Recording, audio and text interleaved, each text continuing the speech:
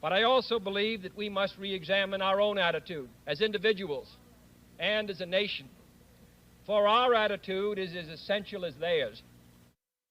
So the question that we should ask is, why is it that as soon as you begin speaking about JFK, people refer to you as a conspiracy theorist? And you will notice that there are these Zionist accounts that freak out before they even know what you're going to say. So what is it about JFK's assassination that triggers Zionists? Why do they pretend that it's an act of anti-Semitism to explore the environment and the things that JFK was adamantly opposed to?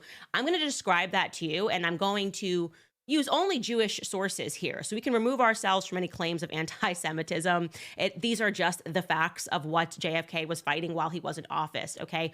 One of the things that he was opposed to was the American Zionist Council. He wanted them, which would go on to become AIPAC. We're still having a discussion about AIPAC's undue influence in our elections today.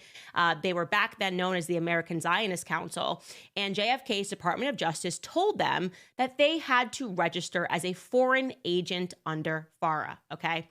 Now, I'm going to slow that down for you because many of you probably don't even know what FARA is.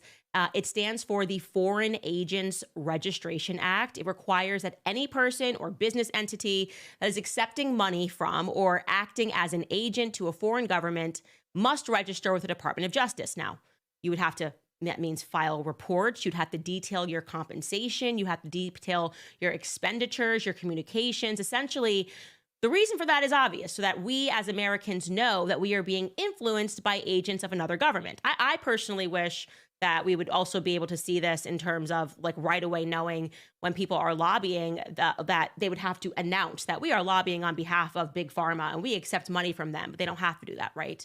And so it would color your imagination, obviously. If I'm saying all these things and you find out that I'm registered under FARA for a foreign country like Ukraine, you would go, okay, well, that makes sense. Candace is telling me that we should go to war with Ukraine, but I now know that Candace is actually accepting tens of millions of dollars from Ukraine. That's the purpose of FARA registration.